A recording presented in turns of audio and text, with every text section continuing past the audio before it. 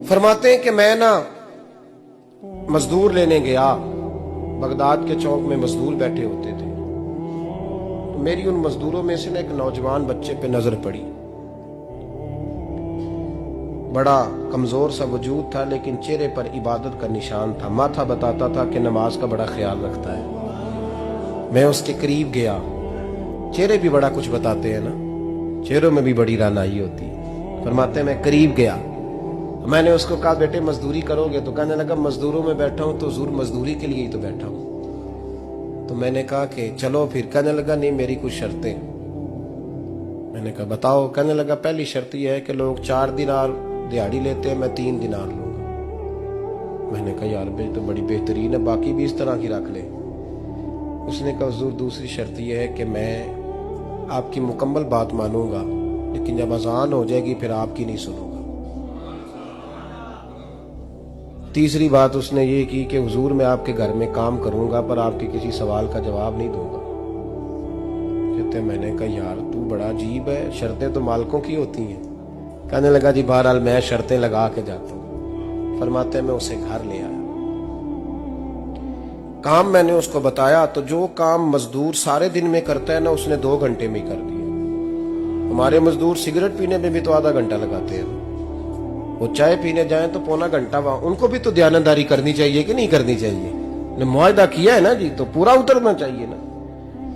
कहते 2 घंटे में। अब काम जब बंदा शुरू कराता है तो काम और निकल आता है। कहते काम मैंने उसको और बता दिया, वो करने लगा। उसने मिट्टी निकाल के रखी थी बाहर रास्ते में, तो अजान हो गई जोर की। उसने वहीं कुदाल छोड़ी कही और चलने लगा। तो मेरा बेटा कहने लगा इसको जरा बराबर कर दो। कहने लगे चुप कर जा, तेरे बाप से बात हुई थी। जब अजान होती है तो मैं किसी और की नहीं सुनता, सिर्फ अल्लाह रसूल की सुनता हूँ। कहते मस्जिद चला गया, नमाज पढ़ के आया तो दोपहर का वक्त था। मेरी बीबी कहने लगी इसको को खाना खा ले। कहते हमने कहा खाना खा लो, तो कहने लगा मैंने रोजा रखा हुआ, रमजान भी नहीं था, नफली रोजा रखा हुआ। फरमाते हैं शाम हुई, मैंने 3 दिनार दिए। तो मैंने कहा तेरा नाम क्या है? कहने लगा मैंने आपसे कहा था मैं किसी सवाल का जवाब नहीं दूंगा। वो चला गया। अगले दिन मैं फिर लेने गया उसे, काम कुछ और निकल आए। तो लोगों ने बताया वो सिर्फ हफ्ते वाले दिन आता है। मैंने कहा क्यों? कहने लगे जी वो कहता है मेरा हफ्ते का खर्चा 3 दिनार है। जब 3 दिनार कमा लेता हूं तो बाकी सारा टाइम अल्लाह रसूल की जिक्र में गुजार दिया करता हूं। फरमाते हैं जी अगले हफ्ते मैं फिर लेने गया। मैंने पूरा हफ्ता इंतजार किया कि काम उसी से कराना है। मैं जब गया तो मैंने कहा चलो। कहने लगा मेरी शर्तें याद है ना? और मैंने कहा याद है भाई, साथ चल। फरमाते हैं काम कराया। 2-3 हफ्ते वो आता रहा।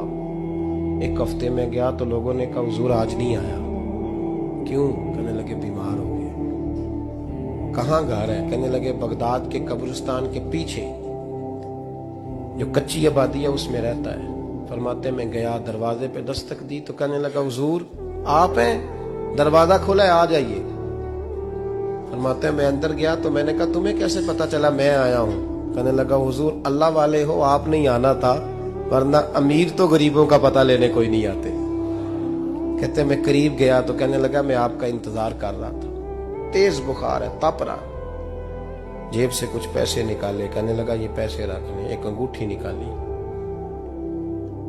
कहने लगा हुजूर आज रात को मेरा इंतकाल हो जाएगा, इन पैसों का कफन खरीद के सुबह जनाजा पढ़ के मुझे दफन कर देना, और जब दफन करो तो ये अंगूठी लेके असर के बाद हारून रशीद के पास जाना। आप उसे कहना मैंने मिलना है, पर वो आपको टाइम नहीं देगा।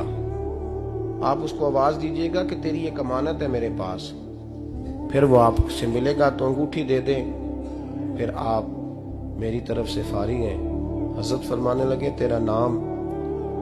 और कहने लगा हुजूर वक्त थोड़ा है, आज रात मैंने जाना है, बड़ी लंबी माफी मांगनी है रब करीम से, अगर मुनासिब समझे तो मुझे अपने रब से तन्हाई कर दे। फरमाते हैं मैं आ गया, पर उसकी बातों ने मुझे सारी रात सोने नहीं दिया। फरमाते सुबह बड़ी मुश्किल से सूरज निकला। मैं गया, दरवाजे पे हाथ रखा तो दरवाजा खुला हुआ था। अंदर दाखिल हुआ तो खुशबुएं मेरा इस्तकबाल कर रही थी।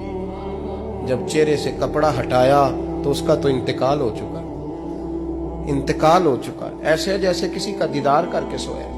कहते मैं तो 2 आदमी ले गया था जनाजे पे, पर पता नहीं दुनिया किधर किधर से आई, कहां कहां से। अखा जदों मीटियां जमाना मैनू रोवेगा, अपना ते अपना बेगाना मैनू रोवेगा। फरमाते हैं मैं तो 2 बंदे ले गया था, पर पता नहीं मखलूक कहां कहां से आई। जनाजा पड़ा, दफन किया। हारून रशीद के पास में असर के बाद गया। मैंने बुलाना चाहा पर बादशाह था, मेरी तरफ देखा ही नहीं। मैंने उसको कहा तेरी एक अमानत मेरे पास है। फरमाते हैं वो मुझे कोने पे ले गया। क्या बात है? कमरे में बुलाया, मैंने अंगूठी दी। हारून रशीद तो चीखे मारने लगा, कहने लगा अंगूठी वाला कहाँ है? मैंने कहा वो तो इंतकाल कर गया। कहने लगा मुझे कब्र पे ले चल। कहते मैं कब्र पे लाया तो वो लेट गया, तड़प के रोने लगा। मैंने कहा मेरा कलेजा फट जाएगा, ना उसने कुछ बताया ना तूने बताया, ये कौन था? तो हारून रशीद कहने लगा ये मेरा बेटा था। मैंने कहा तेरा बेटा और मजदूर? कहने लगा हुजूर ये हजरत दाऊद ताई के पास बैठा करता था, उनका मुरीद था। मुझे रोज कहता था अब्बा तूने बड़ी दुनिया इकट्ठी कर ली है, मरते वक्त तुझसे टांगे समेटी नहीं जाएंगी, इतना हिसाब नहीं तू दे सकेगा। मैं इसको समझा देता, इसकी अम्मा समझा देती। ये रोज हमें कहता छोड़ दो, आ जाओ अल्लाह रसूल की बारगाह में झुक जाएं। हम समझ। एक दिन ये चला गया, कहने लगा फिर तुम्हारा रास्ता और है और मेरा रास्ता और है। ये सोने की अंगूठी गलती से इसके पास रह गई, गलती से हीरे की अंगूठी चली गई।